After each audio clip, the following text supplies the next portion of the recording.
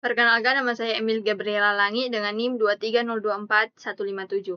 Pada kesempatan kali ini, saya akan membahas materi mengenai pemodelan dan manajemen model dalam Decision Support System atau DSS.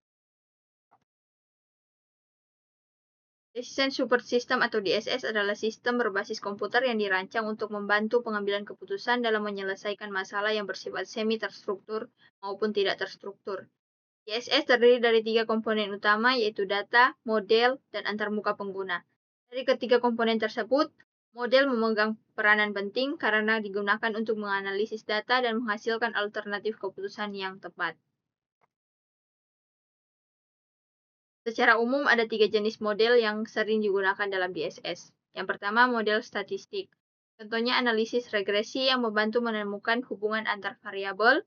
Kedua, model finansial yang digunakan untuk memproyeksikan kondisi keuangan seperti laporan laba rugi atau arus kas.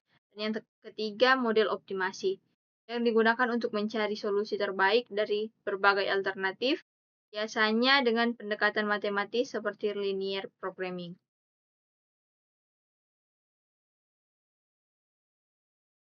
Dalam membangun sebuah model, ada beberapa langkah awal yang harus dilakukan, dimulai dari identifikasi masalah dan analisis lingkungan organisasi, kemudian dilakukan identifikasi variabel, yaitu variabel keputusan, variabel hasil, dan variabel yang tidak bisa dikendalikan. Selanjutnya dilakukan forecasting atau peramalan untuk memprediksi kondisi masa depan yang relevan dengan proses pengambilan keputusan. Model dapat dibedakan menjadi dua, yaitu model statis dan model dinamis. Model statis menggambarkan satu kejadian dalam satu periode tertentu. Misalnya laporan keuangan tahunan menggambarkan situasi yang terus berubah dari waktu ke waktu, misalnya proyeksi laba rugi selama 5 tahun ke depan. Dalam praktiknya, pengambilan keputusan bisa terjadi dalam 3 kondisi. Pertama, kondisi kepastian, ketika semua informasi diketahui dengan jelas. Yang kedua, kondisi resiko, di mana hasil keputusan dapat diprediksi dengan probabilitas tertentu.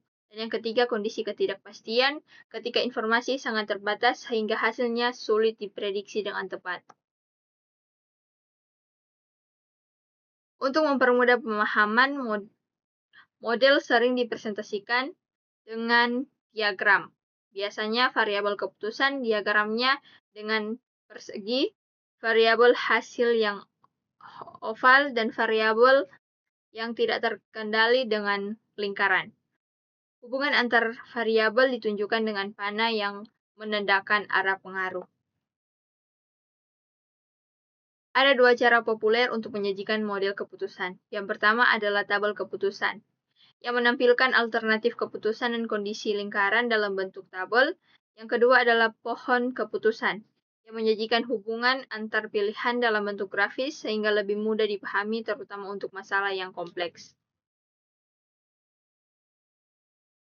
Linear programming atau LP adalah metode matematis yang digunakan untuk mengalokasikan sumber daya terbatas agar tujuan tertentu tidak tercapai. Ada 3 komponen utama dalam LP, yaitu decision variable, objective function, dan constant.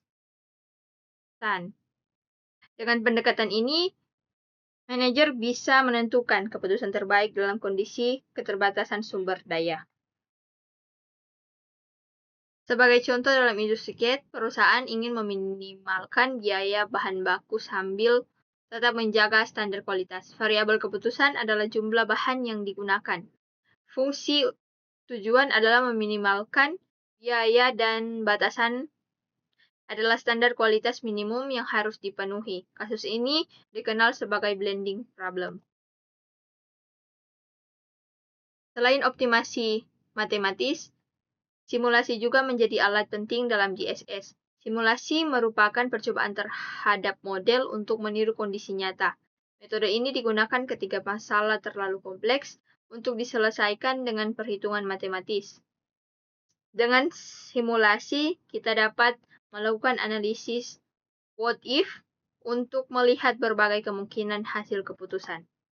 Terdapat beberapa jenis simulasi. Yang pertama, simulasi probabilistik yang melibatkan angka acak dan distribusi probabilitas. Yang kedua, simulasi visual, yaitu hasil simulasi yang ditampilkan dalam bentuk grafis agar lebih mudah dipahami. Dan yang terakhir, simulasi Monte Carlo, yaitu teknik simulasi dengan menggunakan percobaan acak berulang kali untuk memperkirakan hasil.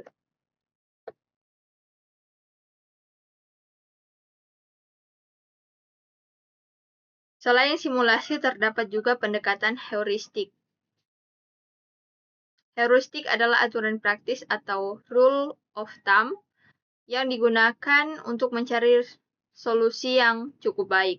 Metode ini sangat berguna jika masalah terlalu kompleks, data terbatas, atau waktu komputasi untuk optimasi terlalu lama.